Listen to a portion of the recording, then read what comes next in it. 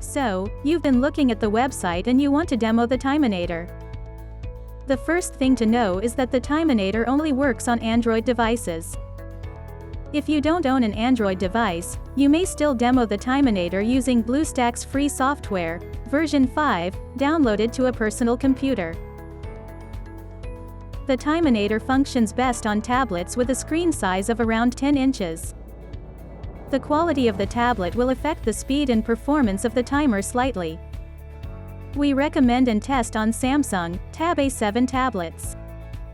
We also evaluate on Walmart's on-brand tablets, so that you have a good value-based alternative that is easy to buy locally.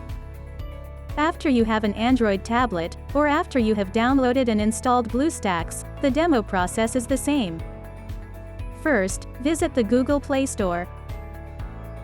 Second, search for and install the Timeinator. You are now ready to sign up for a free, 14-day Timeinator demo account.